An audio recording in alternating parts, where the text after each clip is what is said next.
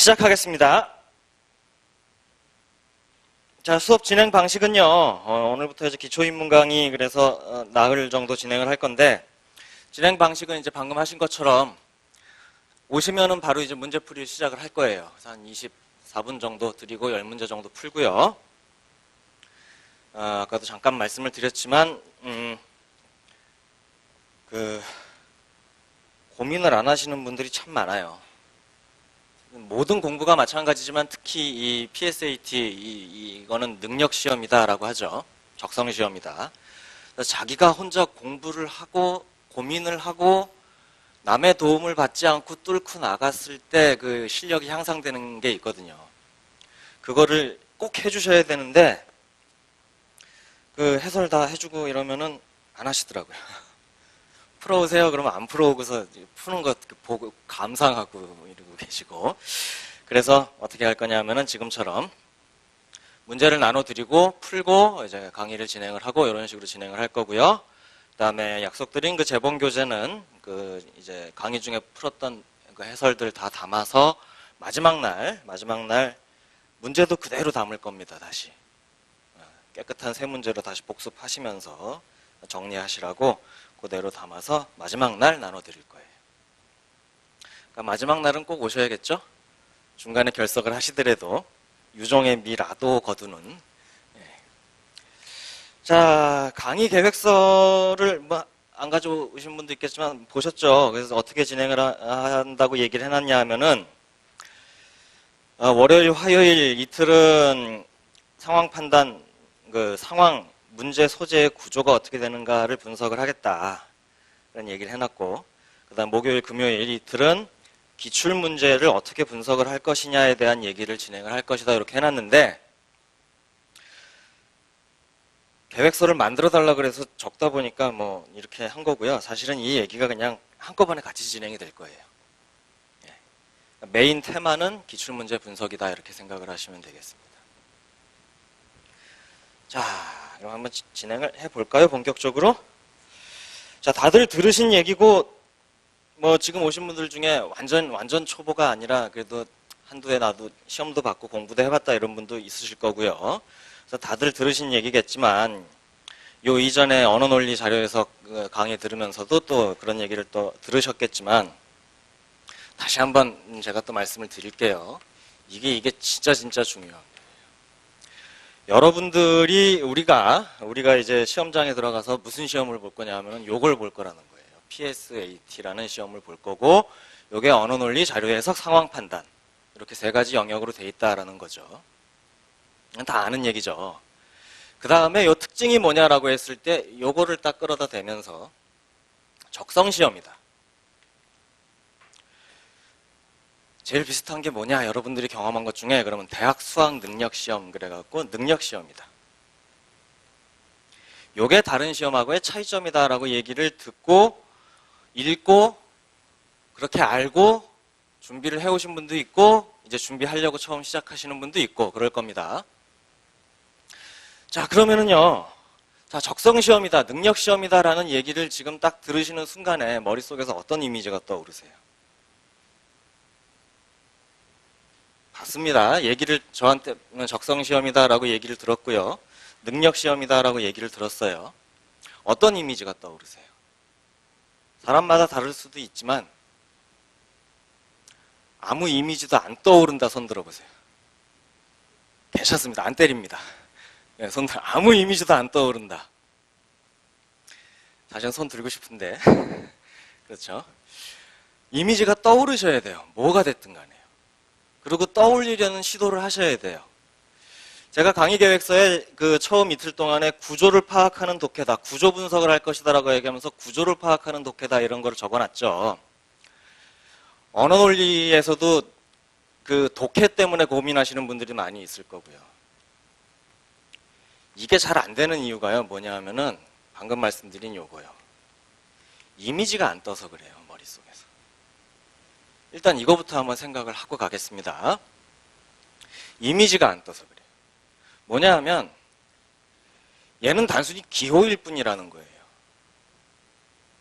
사과 하고 적으면 어떤 이미지가 떠오르세요? 떠오르죠?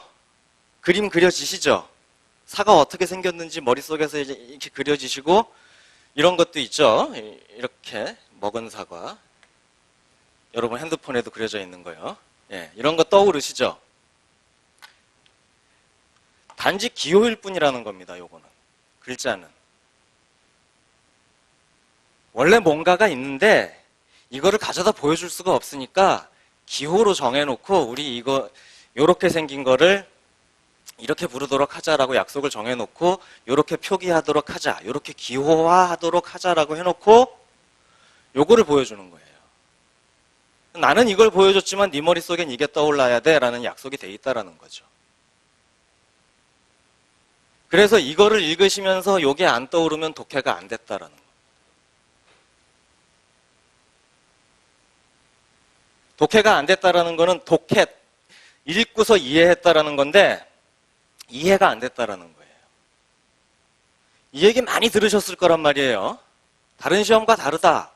적성시험이다, 능력시험이다라고 많이 들으셨을 건데 그래서 그럼 적성시험 하면 떠오르는 이미지가 뭐냐?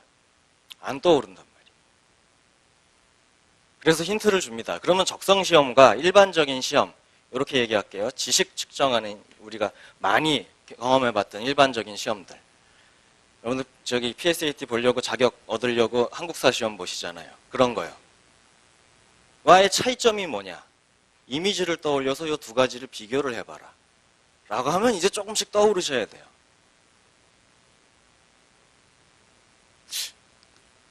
똑같은데? 종이에 뭐 이렇게 써있고 이렇게 해갖고 번호 이렇게 해서 찍는 건데 1번부터 5번까지 중에 라고 하시면 안 된다라는 거. 뭐가 다르니까 다른 이름을 붙였을 거란 말이에요. 그게 떠야 된다라는 겁니다. 앞으로도 이 얘기는 이제 그 구조 얘기한다 그랬는데 구조하고 독해에 대한 얘기는 계속 나올 거예요. 이미지가 떠야 된다. 어떤 이미지가 떠야 되냐 하면요. 그러니까 지식과 적성의 차이가 뭐냐, 능력의 차이가 뭐냐, 요걸 가지고 이미지가 떠야 되는데 한국사 시험 보실 때 교과서나 문제집을 쭉 풀고 저기 공부하시면서 소위 말해서 외우시잖아요. 지식을 머릿속에 담잖아요. 그리고 시험장에 들어가서 이 지식을 쏟아내고 나오죠. 다 쏟아냈으니까 이제 나오면 다 잊어버리죠. 예. 그런 거예요. 그럼 얘는 뭐냐? 쏟아버리고 나오는 게 아니에요. 담아가지고 들어가는 게 아니라는 거예요. 당신이 뭘 알고 있느냐를 묻는 게 아니라 잘할 수 있느냐를 묻는 거예요. 그러니까 대표적으로 얘기하면 뭐냐 하면은 얘는 실기시험, 얘는 필기시험.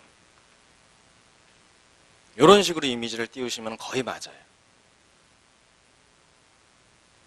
100m 달리기 시키고 초재잖아요. 수영 시키고 초재고, 줄넘기 몇 개나 하는지 재고, 그림 그리라 그래서 잘 그렸는지 보고, 그렇죠? 그런 거 같은 거라도. 그렇게 이미지가 뜨셔야 돼요. 그러면 일단 이제 1차적인 이해가 된 거고요. 자, 그 다음에 그러면은 능력시험이다. 100m 달리기라면은 달리기 능력을 측정하는 거고요. 저 사람이 다리가 얼마나 튼튼하고 얼마나 빨리 달릴 수 있느냐. 몸을 달리기라는 걸로 활용을 했을 때 얼마나 그것을 효율적으로 수행을 할 수 있느냐라는 걸 측정하는 거고, 수영이라면 또 물속에서는 얼마나, 일단은 빠지지 말아야 되고요. 제주껏 숨도 쉬어야 되고요. 그 능력이 얼마나 되느냐를 묻는 걸 거고, 그렇죠? 그럼 도대체 여기에서는 언어 논리, 자료 해석, 상황 판단, 요거를 갖다 놓고 어떤 능력을 묻느냐는 거예요. 이거를 이해를 하셔야 그때부터 이제 아, 이렇게 공부하면 되겠구나라는 게 슬슬 실마리가 잡히기 시작을 하는 겁니다. 한국사 시험 보러 들어간다 그러면은 잘 돼 있는 교과서 완전 수두룩하잖아요. 그 중에 하나 마음에 드는 거 골라서 그냥 외우고 들어가면 돼요. 그렇죠? 공부 방법이라는 게 사실은 뭐 뻔히 정해져 있는 겁니다. 근데 얘는 뭐냐 하면은 교과서가 없어요. 이론서가 없습니다. 있을 수가 없는 게 특별한 지식을 추가로 더 알 필요가 없는 거예요. 여러분들이 지금까지 살면서 배우고 써먹었던 거 그것만 가지고 측정을 하겠다라는 거예요. 문과 출신인 사람한테 너 저기 뭐 초월함수의 미적분 이런 거 해갖고 이런 거 안 한다고요. 새로운 거 배워라는 게 없다는 말입니다. 지금까지 알고 있는 것만 가지고 측정을 하겠다라는 거예요. 그래서 이게 없어요. 그러니까 이제 난감해지는 거예요. 어떻게 준비해야 되지? 지금까지는 주로 이것만 해왔기 때문에 무슨 시험 본다 그러면 그 관련 교과서 또 그 시험에 최적화된 무슨입니다 이러면서 수두룩 하잖아요. 그 중에 하나 검색해서 골라가지고 그거 보고 들어가면 됐는데 얘는 그럴 게 없단 말이에요. 그래서 1차적으로 멘붕에 빠집니다. 자, 그래서 멘붕에 빠진 순간 기존의 경험자들한테 물어보죠. 도대체 얘는 어떻게 해야 되는 거냐? 라고 하니까 기존의 경험자들이 이구동성으로 기출문제가 있다. 요거 가지고 공부하면 된다. 그래요. 그래서 그 얘기를 듣고 열이면 아홉 어떤 일을 벌이냐 하면은요, 기출문제를 그냥 열심히 풉니다. 열심히 풀고 시험장에 들어가서 도대체가 내 생전 받아본 적이 없는 점수를 받아들고 나와서 이것이 아닌가 보다라고 뒤늦게 깨달아요. 그래서 다시 물어봐요. 이거 했는데 안 되더라. 뭐 다른 거 없냐? 없다. 이거밖에 없다. 이거 기출문제 가지고 공부하라 그래서 했더니 점수 안 나오더라. 그건 네가 풀기만 해서 그렇다. 분석을 해야 된다. 라고 진작 얘기해 주지. 이걸 뒤늦게 얘기해 줍니다.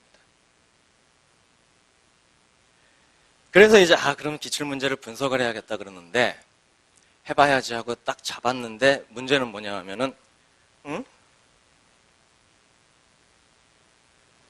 어떻게 하는 게 분석하는 건지 모르겠다라는 거예요. 이게 문제예요. 이게 사실 이것만 할 줄 아시면은요 강의 같은 거 전혀 필요 없어요. 이게 제 밥벌이 날려먹는 소리인데 전혀 필요 없어요. 이것만 제대로 하실 수 있으면. 근데 이걸 모르겠다라는 거예요. 그래서 이제 기초인문 강의에서 제가 항상 기초인문 강의다 그래서 5월달쯤에 이제 강의를 진행을 하면 따로 별도로 새로운 뭔가를 알려드릴 게 없기 때문에 사실은 뭐 강의를 한다 그러면 기본 강의 하나 정도면 충분하거든요. 더 할 얘기도 없어요, 솔직히. 근데 기초인문 강의면 이래갖고 이제 커리큘럼이 정해져 있으니까 그거를 맞추려고 하다 보면은 기초인문 강의 때 5월 달엔 도대체 내가 뭘 해야 되느냐가 항상 매년 고민인데 올해는 기출문제 분석은 어떻게 하는 거냐라는 거에 대해서 조금 이제 메인 테마로 잡고 얘기를 하려고 합니다. 자, 그러면 기출문제 분석을 어떻게 하는 건지는 모르겠지만 기출문제를 분석한다라고 했을 때 분석하는 이유는 이제 대충 아시겠죠. 왜 분석해요? 교과서도 없고 능력시험이라고 하는데 어떤 능력을 물어보는 건지 모르겠단 말이에요. 알려주는 바도 없고 그렇다고 그러면 지식이 새로 배울 게 없는 건 없는 건데 그러면 전혀 필요가 없느냐 그러면 전혀 필요가 없는 건 아니란 말이에요. 기초지식, 동적 상식이 없는 상태에서는 아예 접근을 못 한다고요. 그러면 어느 정도의 지식은 내가 다시 정리를 해놔야 되느냐 그리고 어떤 능력을 측정을 하느냐 나한테 무엇을 요구하느냐 그리고 그 측정을 하기 위해서 문제를 어떻게 구성해서 출제를 하느냐 문제의 소재로는 어떤 것들을 가져다 놓고 문제를 만드느냐 도대체 원하는 게 뭐고 무엇을 요구하는 것이고 그거를 측정하고 요구하면서 무엇을 가져다 놓고 문제를 만들 것이냐 요거를 밝혀내는 거란 말이에요. 분석을 통해서. 왜? 미리 알려주는 바가 없으니까. 그 다음에요. 오늘도 이제 아까 문제를 풀어보시면서 처음 하시는 분들은 느끼셨겠지만 시간이 사실 부족해요. 능력시험이고 지식측정시험이 아니기 때문에 이 모든 영역에서 다 뭐냐 하면은 각각의 문제마다 90분 동안에 40문제 푸는데요. 이 40개의 문제마다 항상 뭐냐 하면은 다 새로운 정보를 제공을 합니다. 새로운 정보를 제공을 하고 네가 지금 이 정보를 즉석에서 파악을 해서 문제를 풀어내라라고 요구를 한단 말이에요. 근데 산술적으로 계산해 보면 한 문제당 2분 10초 정도 나오죠. 예, 알고 있는 거 쓰라는 것도 아니고 새로운 정보를 받아들여서 이해하고 거기서 추가적인 작업까지 해서 답을 찾아내라 그러는데 2분 10초면은 사실 조금 그쵸? 예, 좀 박해요. 그러니까 이 시간 관리를 포함해서 내가 어떻게 문제를 풀어나가야 되겠느냐. 요거를 밝히기 위한 작업이 기출 분석 작업이라는 거. 됐습니까? 자, 그래서요. 소재. 요거를 얘기를 할게요. 이제 주로. 어떤 소재를 가지고 문제를 만드느냐. 특히 상황 판단 영역이 그래요. 그 다음에 저기요. 풀이법. 하우. 풀이법, 접근법이라고들 또 많이 얘기를 하는데 어떤 식으로 문제를 풀어야지 시간 내에 정확하게 효율적으로 작업을 진행할 수 있겠느냐. 요거를 밝혀내야 되고요. 그 다음에 아까 말씀드린 대로 지식이요. 저는 이제 요거를 좀 분류를 해서 동적 상식이다 이렇게 얘기를 하는데 얼마만큼의 동적 상식을 내가 다시 정리를 좀 해놔야겠느냐. 동적 상식이라는 건 뭐냐 하면은 상식인데요. 상식. 동적이다. 도구로서 활용할 수 있는 상식이다. 한글을 창제하신 분은 누구죠? 세종대왕님. 다 아시잖아요. 상식이죠. 그렇죠. 근데 요건 써먹을 데가 없죠. 그냥 그 지식으로 끝이죠. 이런 지식적인 상식 말고요. 덧셈 할 줄 아시죠, 여러분? 상식적으로. 예, 그런 거예요. 덧셈이 뭐냐라고 정의를 내리라 그러면은 야, 내가 사전도 아니고 가만히 있어봐. 알긴 아는데 말이 막히는데 하지만 덧셈을 해봐라 그러면 할 수 있으실 거란 말이에요. 그 능력을 발휘하실 수 있단 말이에요. 예, 그런 거예요. 기존에 배웠던 것 중에 도구로서 활용할 수 있는 상식들. 그거를 이용해야 되는 소재를 가져다가 출제를 할 것이고 그거를 이용해서 나는 문제를 효율적으로 풀어나가야 될 것이다. 이렇게 된다는 거죠. 그래서 기출 분석을 하면서 이런 것들을 밝히는 겁니다. 그나마 언어논리 자료 해석은요. 언어논리에서 이제 그 독해를 한다 그래도 논리적 독해가 돼야 되니까 기본적으로 아주 간단한 논리학적인 지식들은 조금 정리해 봐야 될 필요가 있다라고 느끼실 거고 그 다음에 자료 해석 같은 경우에는 우리 어렸을 때 배웠던 그 수학 공식 같은 것들을 다시 막 재정리를 하죠. 예. 그래서 어떤 거를 좀 먼저 정리를 해놔야겠다라는 게 나와요. 상황 판단은 진짜 그런 거 안 나옵니다. 그냥 봐서는 정말 안 느껴져요. 풀어보셔서 아시겠지만 소재가 어마어마합니다. 오늘 문제 한번 보실까요? 1번 보시면은요. 뜬금없이 목련 나와요. 내가 무슨 식물학과도 아닌데. 그렇죠? 그럼 승정원 나옵니다. 한국사 시험 보라 그래서 봤는데 뭘 또 물어봐 이렇게 됩니다. WTO 나와요. 내가 무슨 뭐 경제학과, 경영학과, 무역학과 출신도 아닌데 이런 걸 내가 어떻게 아냔 말이에요. 그렇죠? 전 세계 벼 재배 면적에 내가 이젠 쌀도 재배해야 되냐 이거죠. 예? 넘겨보시면은 국회 정기회 해서 법조문이나 내가 법학과 출신도 아닌데 왜 법조문을 들이대느냐부터 시작해서 내가 국회를 알아야 되느냐 말이죠. 내가 입법고시 시험 보는 거라면 혹시 모르겠지만. 그렇죠? 유형근무제, 시간제 근무, 어쩌고 뭐 근무제 얘기 나옵니다. 뭐 여비의 종류 나와요. 또 법조문이고요. 그 다음에 난데없이 무슨 마우스와 키보드를 만드는데 무슨 결합률이 어떻고 얘기가 나옵니다. 그렇죠? 굉장히 다양해요. 축제 안내문 나옵니다. 그 다음에 마지막에 시차. 내가 아직 제주도도 못 가봤는데 내가 시차를 어떻게 하냐는 거예요. 소재부터가 희한찬란해요. 그래서 대부분 처음 문제 풀어보시고 어때요? 느낌이 좀 어떻습니까? 하고 질문을 해보면 대부분 그래요. 좀 뭔가 좀 잡다 하고 좀 감이 안 잡혀요라는 그런 그 첫 감상평이 대부분 다 그렇습니다. 그나마 언어 논리 자료 해석이 좀 그나마 볼만한 어떤지 알 것 같다라는 얘기는 나오는데 상황 판단은 절대 그게 안 나오고요. 심지어는 합격한 합격생들한테도 어떻게 공부했냐, 기출 분석했다. 상황 판단은 어떻게 정의를 내릴 수 있느냐, 모르겠다. 예. 어떻게 점수를 잘 받았느냐, 아니, 그냥 뭐 하다 보니까 그냥 감은 잡히더라. 어떤 감이 잡혔냐, 말로는 설명을 못하겠다. 예. 딱 거기까지란 말이에요. 자,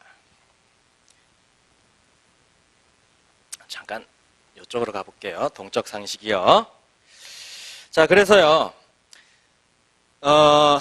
소재에 대해서는 조금 이따 이제 구조를 보면서 다시 얘기를 하도록 하고, 단편적인 거 하나 짚고 넘어가겠습니다. 문제 4번 한번 보실게요.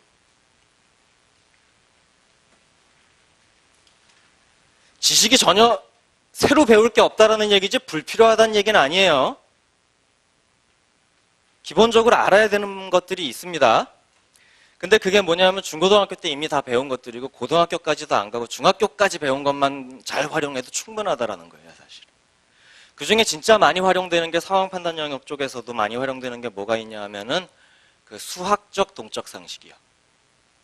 나는 수포자였는데. 중학교 수준이면 충분하니까 걱정하지 마시고 다시 정리만 하시면 됩니다. 어떤 것들을 좀 미리 정리를 해두시면 좋으냐 하면은요. 요건 지금 말씀을 드릴게요. 집합, 명제, 그 다음에 저기요, 경우의 수 하면 이어져 나오는 거 있죠. 순열, 조합, 확률, 그 다음에 확률과 통계, 그래서 통계 따라 나오죠. 요 정도요?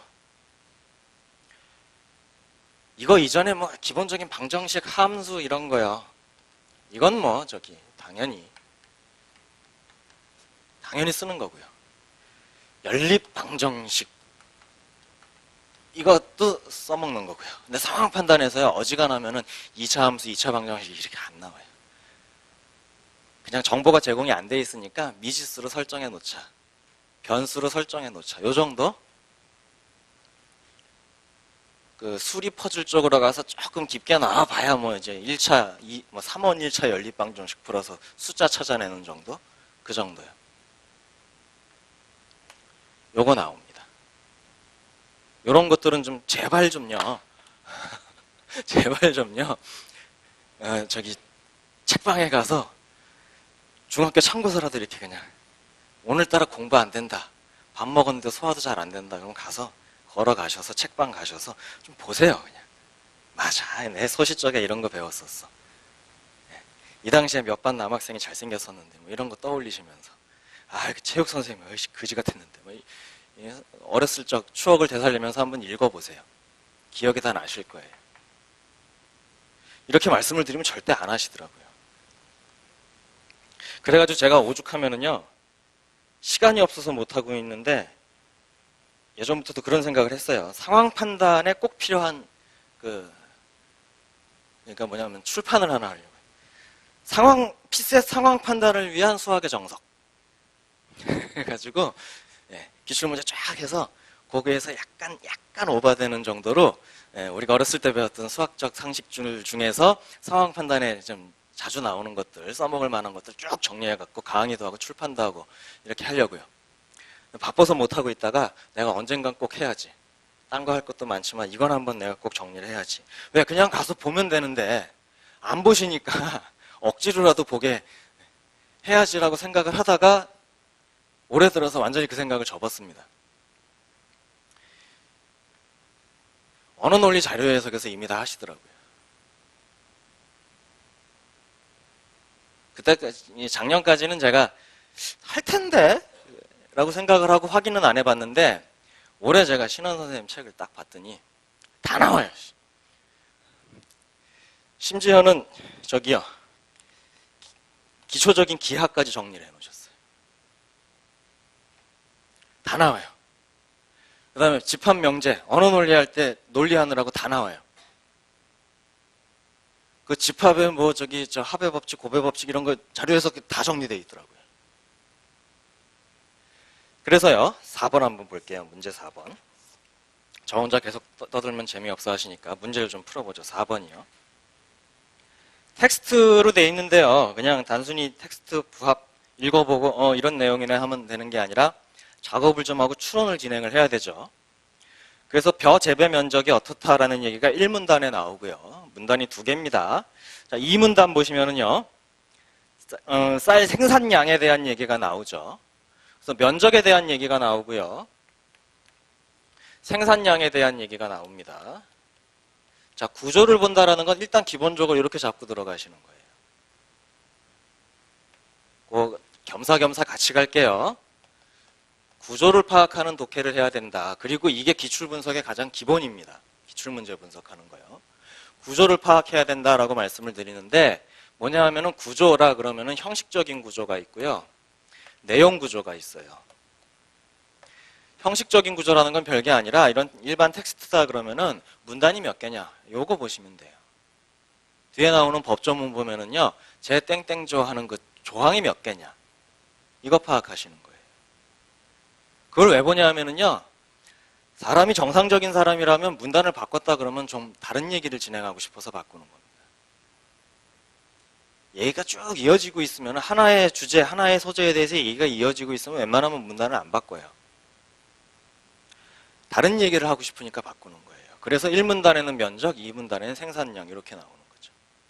그래놓고 여기 2문단의 마지막에 2개를 엮어서 뭐가 나와요? 단위 면적당 생산량.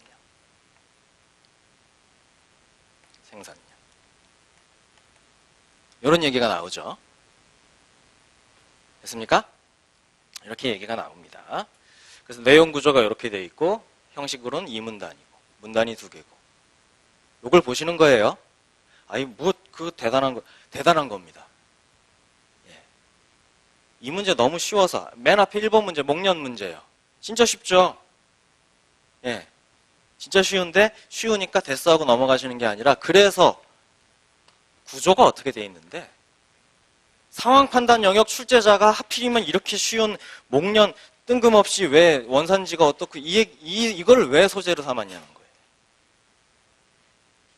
내용 구조를 분석을 하시면서 그걸 이해를 하셔야 되는 거예요.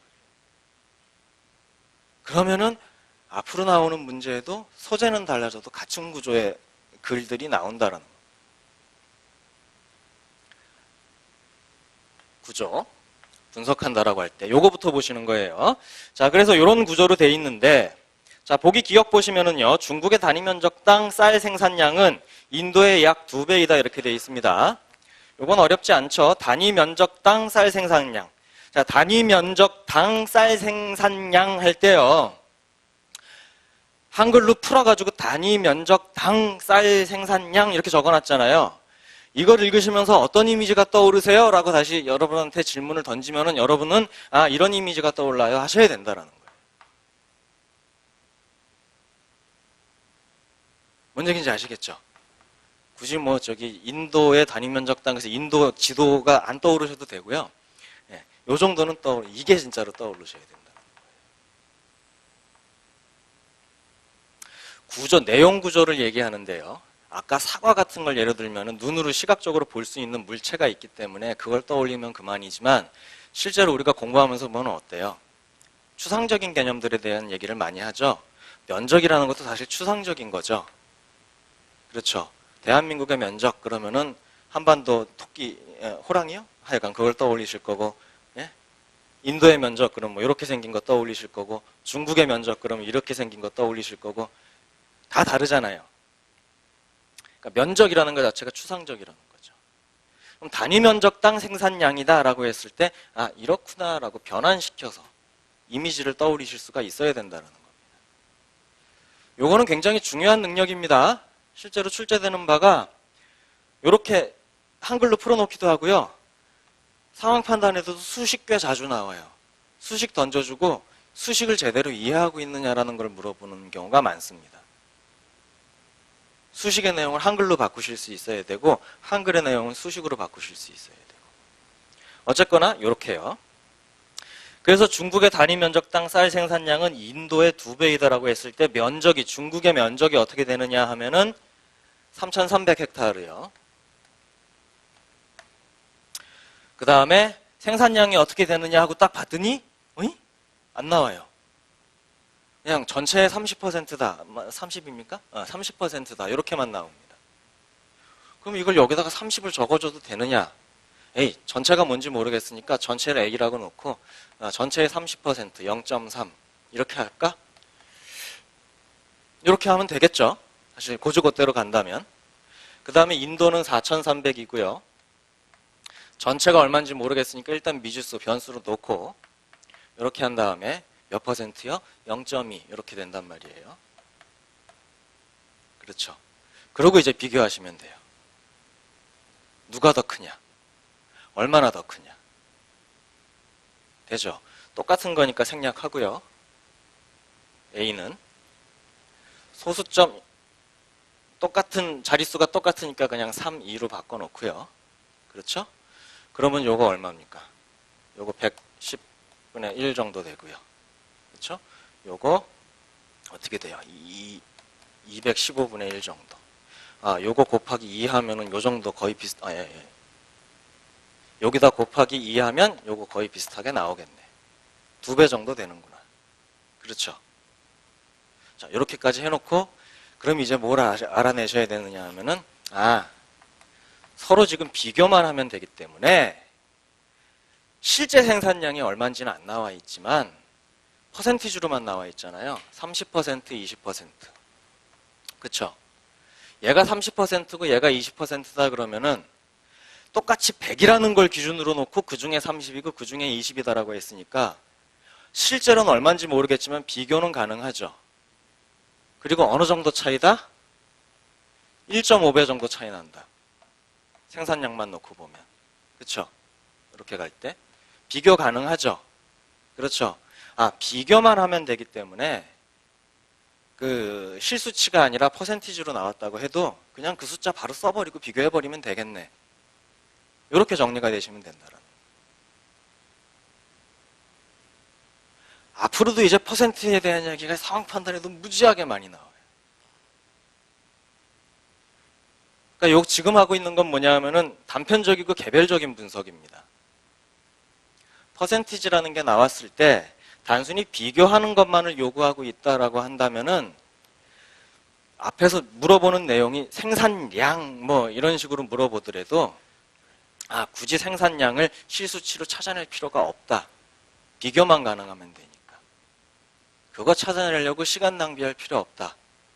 실제로 자료가 제시가 돼 있어서 계산이 가능하다고 하더라도 굳이 계산할 필요가 없다. 그거 하느라고 시간 늘어지는 겁니다. 개별적으로는 이런 거를 찾아내시는 거예요. 하시면서. 기출 분석이라는 걸 하시면서 개별적으로는 이런 사실을 찾아내는 겁니다. 나한테 비교할 것을 묻고 있다. 상황 판단에서 물어보는 여러 가지가 있을 텐데 비교하라는 건 묻고 있구나. 비교를 할 때는 굳이 뭘 비교하라라고 얘기를 했더라도 그걸 대체할 수 있는 게 있다면은 그걸로만 가지고 비교해도 충분하겠구나. 실수치 굳이 안 찾아내도 되겠구나. 이런 거를 정리를 하시는 겁니다. 가설을 세우시는 거예요. 이런 거는 써먹을 수 있겠다. 앞으로도. 이런 걸 알고 있어야겠다 하고 노트에다 적어 놓으시는 거예요. 그럼 이게 개별적이라고 제가 말씀을 드렸잖아요. 그럼 다른 문제에서는 안 그럴 수도 있지 않느냐. 그럼 다른 문제에서는 그러냐 안 그러냐를 더 많은 문제를 풀어보면서 적용을 계속 해보시면서 가능하다 불가능하다 적용이 된다 안 된다라는 걸 계속 검증을 해나가시는 거예요. 그래서 제가 가설을 설정한다라고 말씀을 드리는 거예요. 충분히 검증을 해봤더니 이거는 그 오류의 가능성이 없다. 어떤 경우에 이런 걸 써먹으면 된다라는 것만 확실히 정리를 해두면 요거는 오답의 가능성이 없다. 항상 써먹을 수 있는 기법이다라고 하면은 그거는 채택을 하시는 겁니다.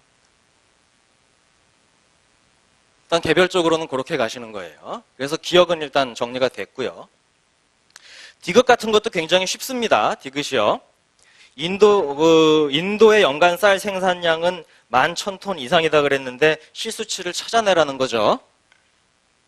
그러면 인도가 연간 쌀 생산량이 어느 정도나 되겠느냐라는 걸 찾아본다 그러면 A국이 5.0톤이다, 5톤이다라고 나와 있고, 요것이 이 단위 면적당 생산량이 5.0톤인데, 이게 인도의 3배에 해당하는 수치다. 그래서 인도는 3분의 5톤 정도 된다.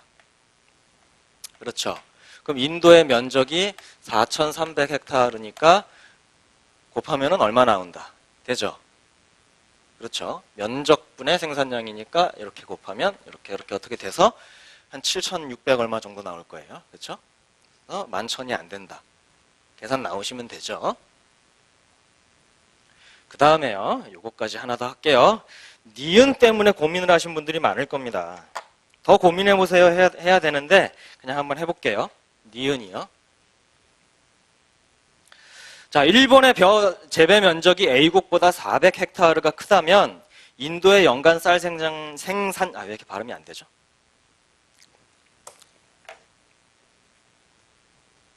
첫날은 이래요. 입이 바작바작 마르고. 예.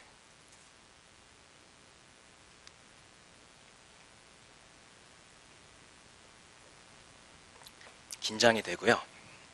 그래서 제가 중학교 때는 뭐 해봤냐면은 저기 월요일 날 조회하잖아요, 아침에. 요즘도 합니까, 그거? 예. 제가 학교 다닐 때는 했어요. 월요일 날마다 전교생이 운동장에 다 모여서 단상에 교장 선생님, 교감 선생님 앉아 계시고 조회를 해요. 그럼 애국가 부르고 이러잖아요. 제가 애국가 부를 때 단상에 올라가서 이제 지휘. 그거 1년 동안 하고서 중3 때요. 그리고 수고했다고 졸업할 때 다른 개근상도 못 받고 아무 상도 못 받았는데 요거 했다고 공로상 하나 받았어요. 저는 졸업할 때 상도 받은 사람입니다. 예. 그런 것도 해봤는데 그렇게 많은 사람들 앞에서 그런 이상한 짓도 해봤는데 항상 강의 첫날 되면 막 긴장되고 입이 바작바작 마르고 그래요. 자, 그래서 어쨌거나요. 이제 발음이 될까요? 생산량. 예. 인도의 연간 쌀 생산량이요. 을 묻고 있습니다. 지금 면적을 그 A국하고 일본의 면적이 두 개 다 안 나와 있는 상황인데 일본이 400헥타르가 더 크다 정도만 나와 있단 말이에요. 그러면 A국이 더 크다 그랬으니까 A국의 면적을 A라고 놓고 일본의 면적을 더 크다 그랬으니까 A 더하기 400이다 이렇게 놓잔 말이에요. 요래 놓고 이렇게 됐을 때 연간 쌀 생산량이다 그랬으니까 여기다가 곱하기 단위 면적당 생산량 이렇게 들어가야겠죠. 그래 놓고 두 개를 비교하라는 거죠. 그러면 이쪽은 5 곱하기 A가 될 거고 이쪽은 4.5 곱하기 A 더하기 400이 될 거란 말이에요. 그렇죠. 이게 누가 더 크냐? 예, 시험장에서 바쁘면 이제 이쯤 되면 이제 포기하는 사람들이 나오기 시작을 해요. A가 얼마인지 모르는데 이거 어떻게 비교해? 예, 비교해 보겠습니다. 두 가지 방법이 있는데요. 첫째는요. 우리 수학 시간에요. 증명하시오라고 했을 때 여러분들 증명 문제 정말 싫어하셨죠? 증명하시오라고 했을 때 반대되는 상황을 설정해 놓고 그렇게 되면 오류에 빠진다라고 해서 귀류법이다라는 거 기억나세요?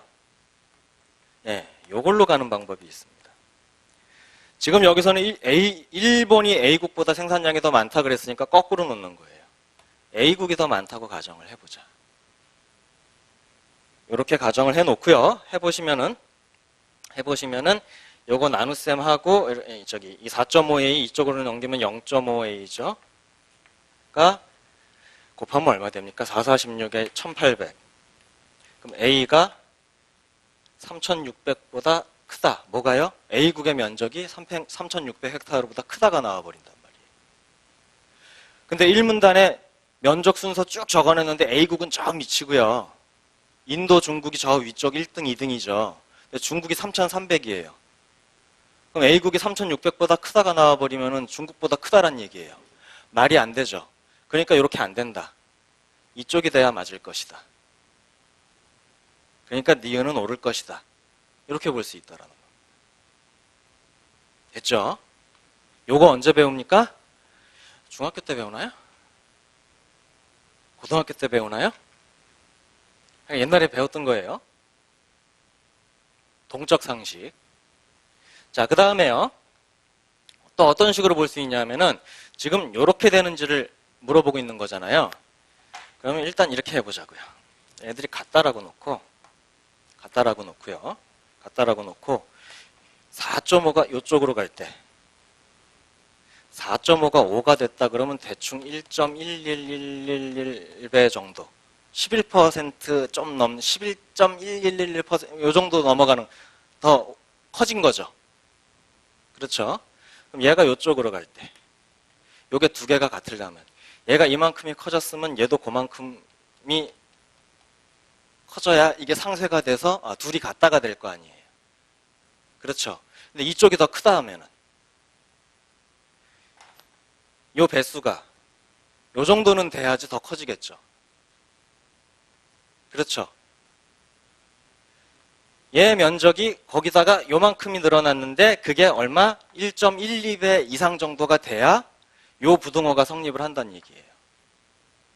그렇죠? 그러면 여기서 1이라고 하는 거는 요 A를 얘기하는 거고 0.12라고 하는 게 400을 얘기하는 거잖아요. 그렇죠? 그러면 뭐냐 하면은 A국의 면적에 뭡니까? 12% 정도.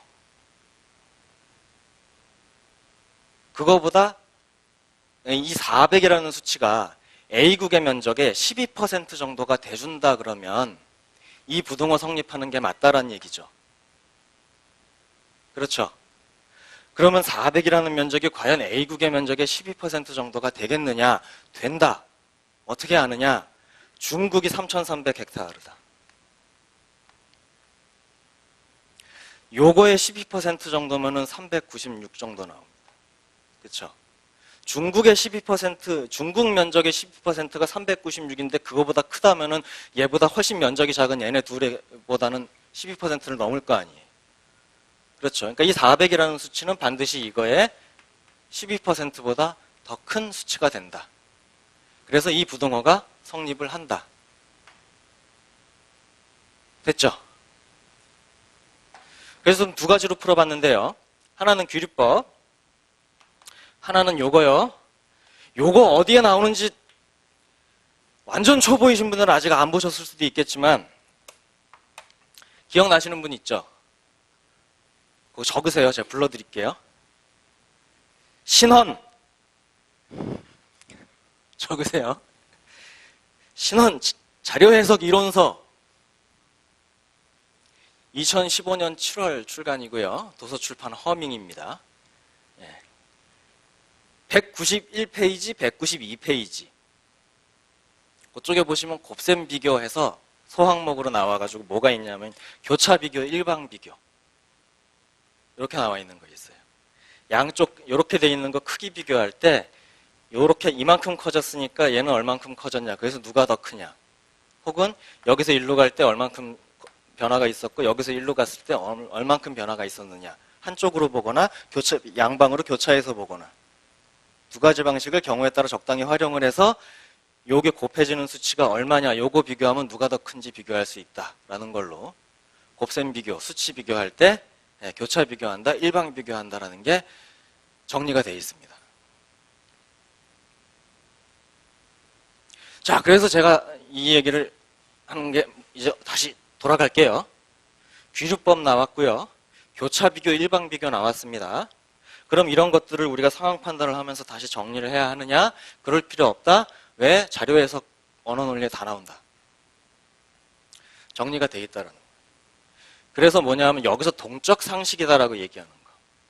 지식이 아주 필요 없는 게 아니라 필요한 지식이 있긴 한데 그건 이미 다 배운 거고 그걸 다시 정리하고 싶다 그러면은 우리가 상황 판단에서 다시 할 필요 없고요. 언어 논리 자료 해석할 때 이미 다 한다라는 거예요. 그래서 언어 논리하고 자료 해석 잘 하시면은요. 상황 판단 점수도 기본적으로 조금은 같이 올라요. 근데 이제 그걸 써먹을 수 있느냐는 거예요. 방금 이거 비교하라고 했을 때 지금 상황 판단 시간이니까 어떻게 비교하지? 이때 자료 해석에서 그런 거 했었어라는 게 떠오르시냐는 거예요. 그래서 능력이라 그러는 거예요. 뜬금없이 어떤 상황을 휙 던져줬을 때 거기에 필요한 걸 자기가 바로 떠올리고 활용하는 능력이 얼마나 되느냐를 묻는 거예요. 그래서 자, 여기까지 해서 잠깐 정리를 하면은요. 그래서 상황 판단 영역은 좀 종합편이다라고 생각하시면 돼요. 응용편이다. 언어 논리 영역과 자료 해석 영역의 종합 응용편이다라고 생각을 하시면 되고요. 그래서 언어 논리 자료 해석에서 나오는 동적 상식, 활용할 수 있는 내용들은 상황 판단에서도 써먹어야 된다라는 그쪽 공부하실 때, 그쪽 영역 공부하실 때 충분히 잘 해놓으셔야 된다라는 거고요. 응용편은 응용편인데 실제로 활용되는 동적 상식은 더 약간 수준이 낮거나 적어요. 언어 논리 자료 해석에서 그래프 분석하고 어쩌고 하다 보면은 그 함수식 찾아내가지고 기울기가 어떻고 이런 것도 다시 한번 문제 푸느라고 그 자리에서 안 해도 미리 좀 정리하면서 예전에 이런 거 배웠었지 하고 해놓을 필요가 있잖아요. 그렇죠? 근데 상황 판단에서는 그렇게까지 안 나옵니다. 그러니까 자료 해석에서 2차 함수, 3차 함수도 가끔 이제 볼 필요가 있다 그러면 상황 판단에서는 1차 함수 연립방정식 정도면 충분하더라고요.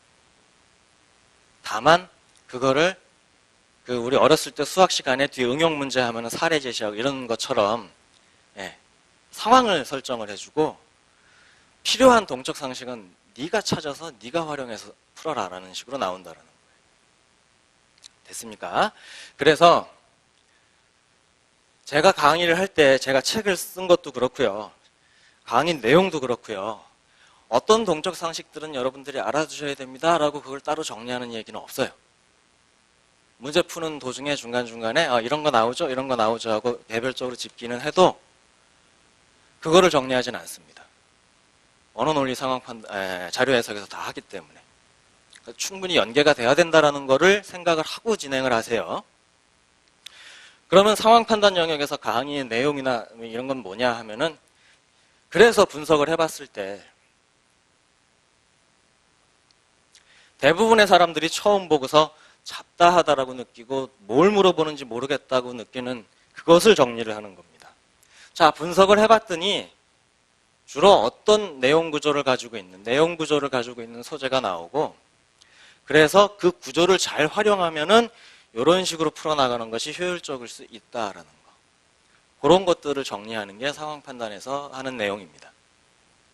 근데 그거를 정리는 다 해놨지만 알려드리면은요. 그냥 먼저 알려드리면 사실은 내용이 별게 없어요. 찾는 데까지가 힘들어서 그렇지 찾아놓고 나면은 사실 뻔한 얘기예요. 어떻게 하면 더 문제를 효율적으로 빨리 풀 수 있겠느냐? 여러분들이 일상에서 작업하실 때 이 작업은 이렇게 해야지 더 효율적일 것 같아 라는 것 조금씩은 생각을 하시잖아요. 다들. 그거하고 크게 다르지 않단 말이에요. 그래서 정리된 거를 먼저 알려드리면 뻔하고 당연한 얘기하고 있네. 일리는 있지만 별거 없네. 이거 별거 없네는 괜찮아요. 그런 거 어쩌겠어요. 별거 없으니까 별거 없는 거죠. 근데 별거 없네 하고 별거 없네라는 말을 떠올리는 중에 뭐냐면 좀 얕잡아 보는 생각이 든단 말이에요.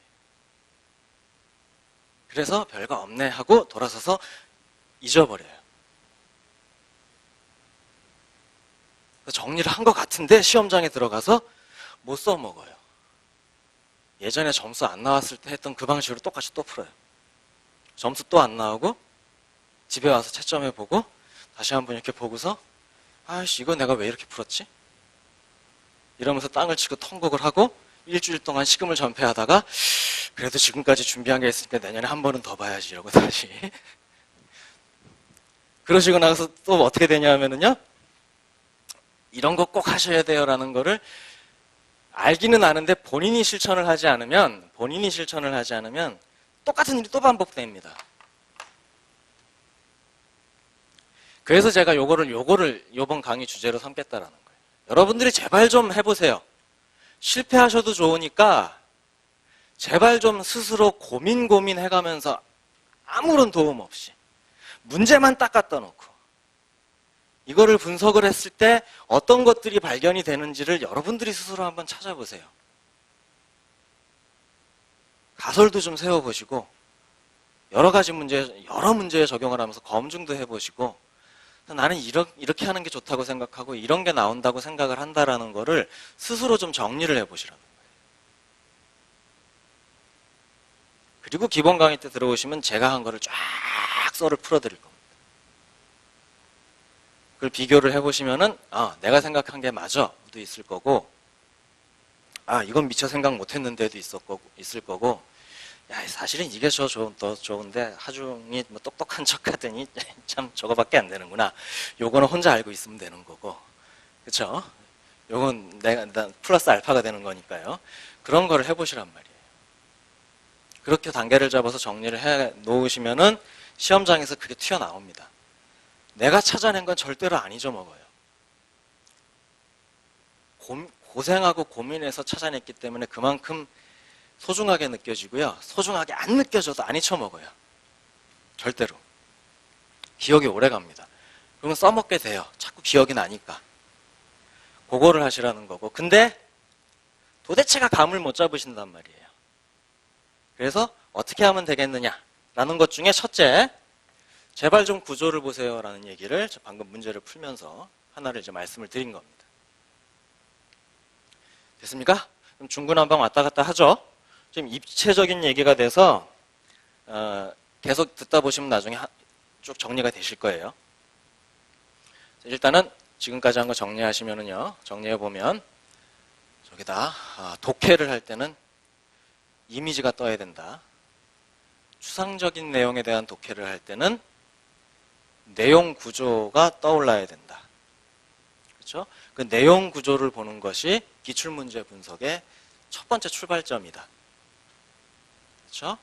그리고 기출문제 분석이라는 것은 어떤 소재가 출제가 되고 어떤 풀이법을 내가 개발을 해낼 수 있겠느냐라는 걸 목표로 삼고 가는 거고요. 이걸 알아내고 이걸 만들겠다라고 하는 걸 목표로 삼고 가는 거고요.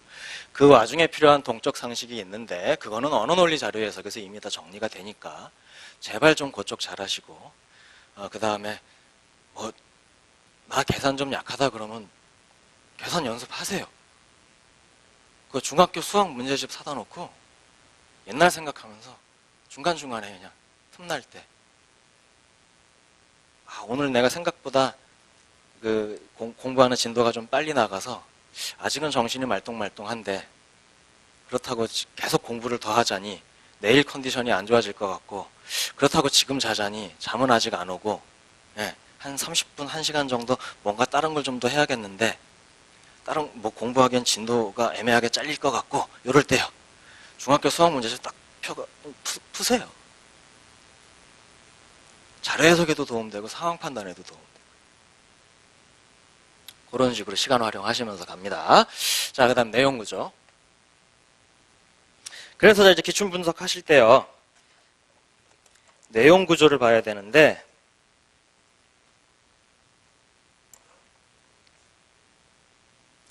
내용 구조를 봐야 되는데요.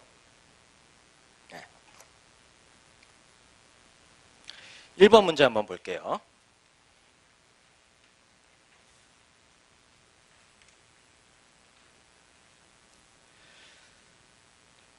쉬운 문제는 그냥 구조만 보고 가겠습니다. 그러면서 한번 쭉 보시자고요.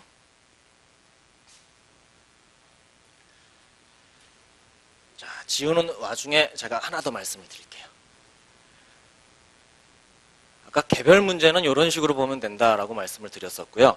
가설을 설정하고 여러 가지 더 많은 문제들에 적용을 하면서 그 내가 세운 가설이 맞는지 검증해봐라 라는 말씀을 드렸습니다. 그래서 그걸 제가 뭐라 그러냐면 일반화시킨다 그래요. 요거 정말 중요합니다. 범용으로 쓸 수 있는 걸 찾아내셔야 돼요. 구조를 볼 때 처음에는 개별적으로 이 문제는 구조가 어떻다, 이 문제는 구조가 어떻다 이런 식으로 해서 접근해 들어가시겠지만 이걸 모아놓고 보면은 공통적으로 이런 것들이 잡힌다는 게 나온단 말이에요. 공통적으로 이런 구조가 나오기 때문에 앞으로도 그럴 것이고 그 구조를 활용하면 이런 식으로 풀어나가는 것이 가장 효율적일 수 있을 것이다 라는 게 나온단 말이에요. 그런 일반적인 내용을 찾아내셔야 돼요. 요거 모토로 걸고 가세요. 책상 머리에 써붙여 놓고 분석하시면서 근데 내가 뭐 해야 되지? 꼭 반드시 일반화해야 돼. 일반화 시킬 수 없는 거는 아무리 좋은 거라도 별로 필요가 없습니다. 요거 하나 말씀드릴게요. 자, 가보겠습니다. 그래서 자, 1번이요. 1번은요, 문단이 3개고요. 내용 구조를 한번 보시면은요, 목련하고 나오죠? 그래 놓고 어떻게 나와요? 우리나라 원산이다라고 나오죠? 그 다음에 중국 원산이다라고 나옵니다. 얘가 이름이 뭐라고요? 백목련이다. 그렇죠? 그 다음에 일본 원산 나옵니다. 됐습니까?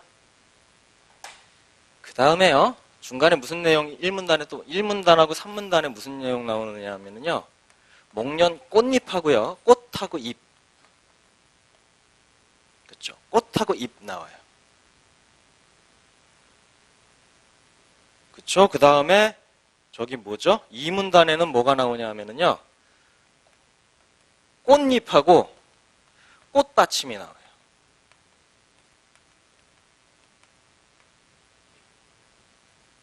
그래서요, 요거는 얘네 둘을 대비시켜 놓고 비교할 때 이 얘기를 하고요. 요거는 잎이 먼저 피느냐, 꽃이 먼저 피느냐 가지고 요거 둘을 어떻게 해요? 대비시켜 놓고 비교할 때 이 얘기를 써먹습니다.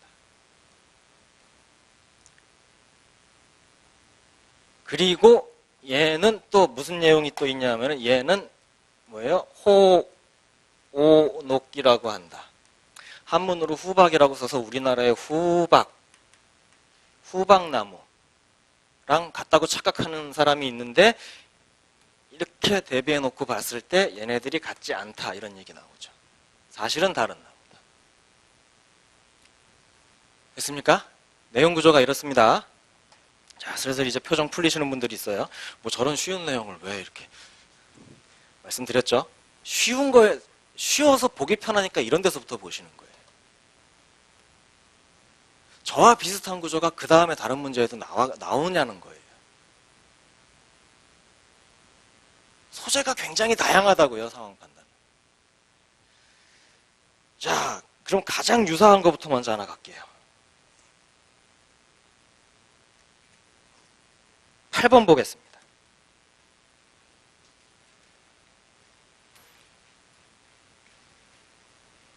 뭐 다른 것도 마찬가지지만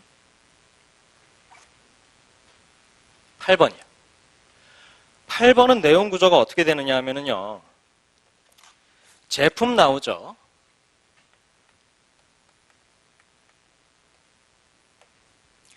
자, 제품 나오고요. 그 다음에 뭐 나오냐 하면은 마우스, 키보드 나옵니다.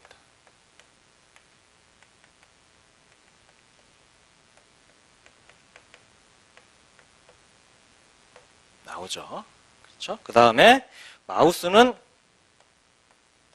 태국산이 있고 중국산이 있고 또 하나 어디죠? 필리핀산이 있습니다. 공장이 3군데가 있어요. 얘는 공장이 한 군데밖에 없습니다. 그냥 공장 이렇게 할게요. 그렇죠? 그 다음에 이렇게 해서 생산을 딱 했을 때 결함품이 있고 정상품이 있어요.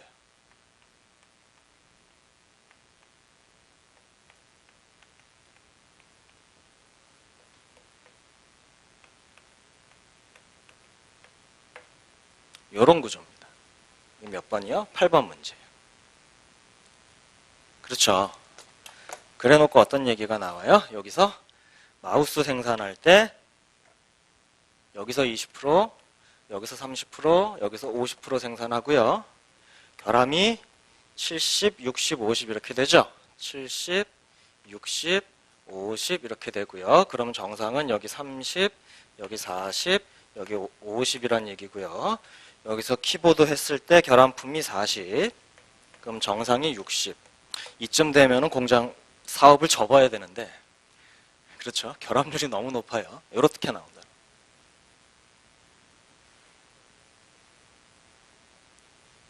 이런 구조입니다.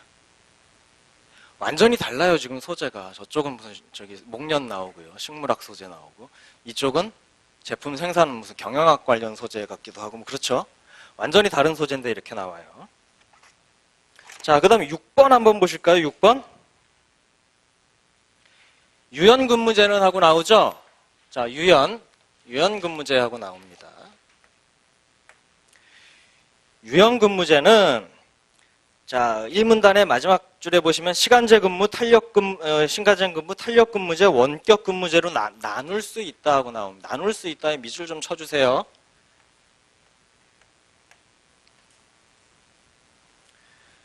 시간제 근무, 그 다음에 탄력 근무, 원격 근무제 이렇게 나오고요. 그 다음에 시간제 근무제는 어떻다 하고 2문단에 설명 나오죠. 내용 바뀌면 문단 바뀝니다. 그 다음에 탄력 근무제가 3문단에 배치가 되어 있고요. 원격 근무제가 4문단에 배치가 되어 있어요. 그렇죠? 그러면 3문단의 탄력 근무제가 무려 4가지나 나옵니다. 시차 출퇴근, 그 다음에 근무시간 선택, 그 다음에 집약 근무제 이렇게 나오죠. 그 다음에 재량 근무제 이렇게 나옵니다. 그 다음에 4문단의 원격 근무제 얘기할 때요. 재택 근무제 하고 스마트워크 근무 뭐 어쩌고 이런 거 나오죠. 이렇게 나옵니다. 이제 조금 보이세요?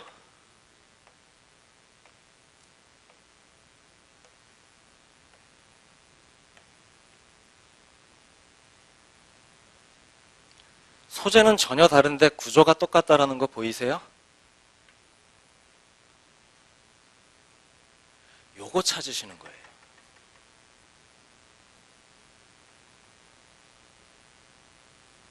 기술 분석한다라는 거예요. 이거를 찾아서 이거를 가지고 그래서 뭐냐 하면은 그 제가 독해라는 걸 할 때 구조를 파악해야 된다.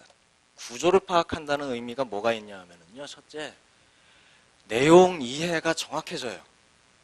특히 추상적인 내용 다룰 때요. 언어 논리에도 보면은 저기 철학 관련 지문, 그다음에 과학 관련 지문도 그냥 객관적인 과학 사실에 대한 설명이 아니라 과학사, 과학 철학 뭐 이런 거 있잖아요. 굉장히 추상적인 얘기들 나올 때 갑자기 머릿속이 하얘지시는 분들 있죠. 그림이 안 그려져서 그래요.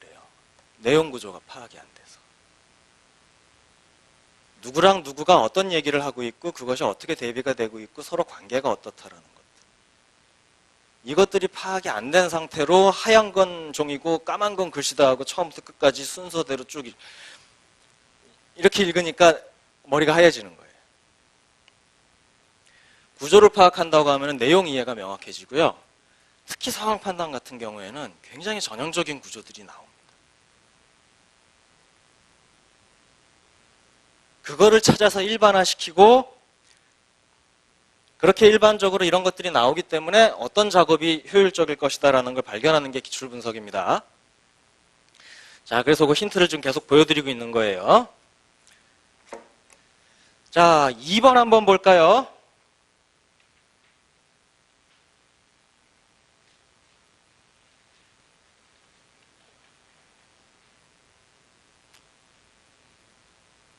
(2번) 2번이요.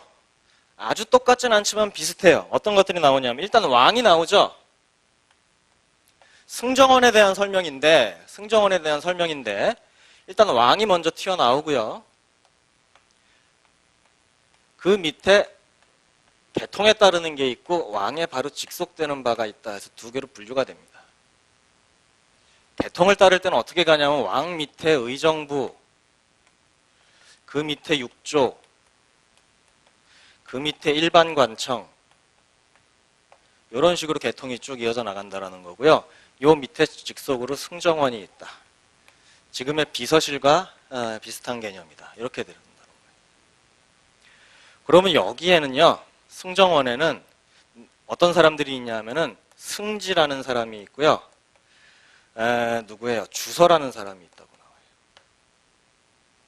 근데 이렇게 둘로 나눠 볼 수 있다라고 얘기를 할 수도 있지만 엄밀히 얘기하면 여기에 승지가 있고, 승지가 있고요. 요 밑에 주소가 있는 거죠. 그렇죠. 그리고 승지가 몇 개가 있어요? 6개. 도승지, 좌승지, 우승지, 좌부승지, 우부승지, 동부승지. 그 밑에 주소가 있는데 각각 2개씩, 2명씩. 그렇죠. 그래서 총 12명, 여기 6명. 이렇게 된다라는 거죠. 6조가 나오죠. 6조 6개요. 6개가 어떻게 나오냐 하면은 2, 호 순서가 어떻게 되죠? 그 다음에 예, 병, 형, 공 이렇게 6개로 나뉘어진다. 나오고요. 그렇죠?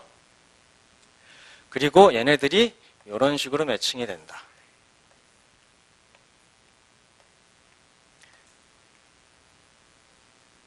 업무 관계가 이렇게 매칭이 된다. 됐습니까? 자, 그 다음에 또 뭐가 나오냐 하면은요. 또 여기서 조금 더 보자 그러면은 더 볼 수 있는 게 뭐가 있냐 하면은 여기에요. 얘네들 얘기할 때 위계, 순위, 단계. 그냥 단순히 나눠져 있는 게 아니라 얘네들 사이에 위계 질서가 있다. 관계를 봤을 때 그냥 단순히 병렬적인 관계가 아니다라는 거예요. 분류는 했지만. 그렇죠? 그다음 도승지 12명이 있는데요. 주서가 12명이 있는데 어디요? 주서. 관리잖아요, 관리. 그래서 문과 출신 관리가 있고 이과 출신 관리가 있는데 아니죠. 무과요. 문과 출신 관리가 있고 무과 출신 관리가 있을 거란 말이에요. 기본적으로 양분이 되죠. 이건 상식적으로 알고 계시죠? 남자가 있으면 여자가 있는 거잖아요. 가능하다가 있으면 불가능하다가 있는 거고요. 있다가 있으면 없다가 있는 거고. 기본적으로 이분되죠? 아까 여기서 봤을 때 제가 요 표시 괜히 한 게 아니라요. 대비가 되는 것들이 있잖아요. 둘을 대비시켜놓고 비교해가지고 각각의 특성을 잡아내라. 그리고 선택지 만들 때 어떻게 만들어집니까? 다른 녀석의 특징을 여기다가 갖다 매칭을 시켜갖고 오답을 만들죠? 가장 기본 패턴이거든요. 그러니까 그 대비되는 걸 꼭 잘 보셔야 된다는 거예요. 문과하고 무과로 기본적으로 대비가 되는데 주서가 되는 놈들은 무과 쪽은 안 되고 문과 출신만 될 수 있다. 이런 얘기가 나온다.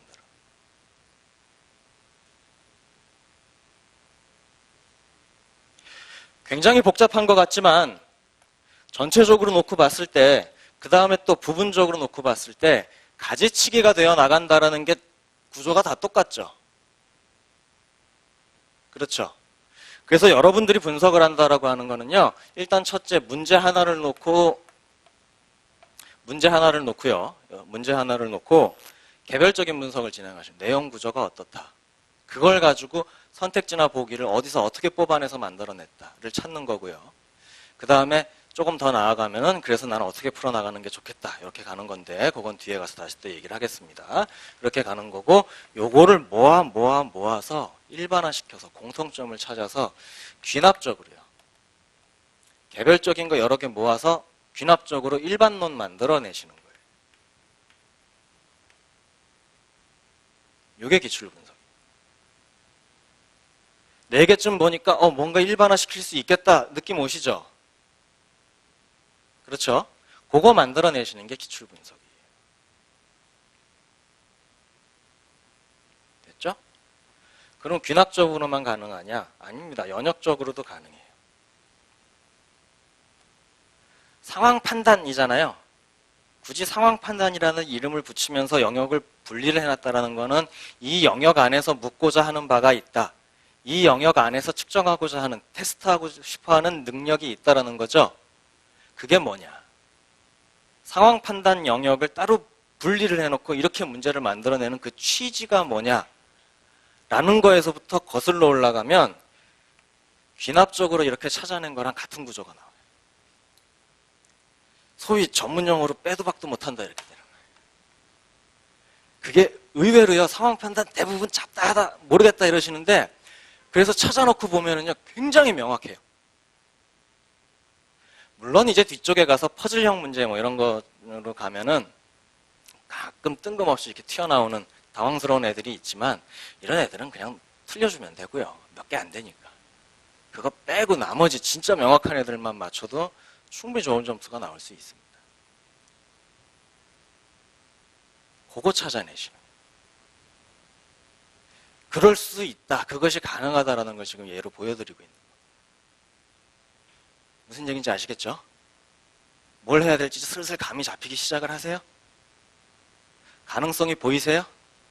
예, 요거를 이제 나흘 동안 계속 추가로 더 보여드리고, 그 다음에 좀 더 구체적인 과정, 기출 분석은 어떻게 하는 것이다, 가설 설정은 어떻게 해나가는 것이고, 거기서 문제풀이 기법까지 어떻게 뽑아낼 수 있다는 것을 나흘 동안 쭉 진행을 할 겁니다. 해놓고 나시면은요, 이제는 나도 혼자 공부할 수 있겠다 정도가 되실 거예요.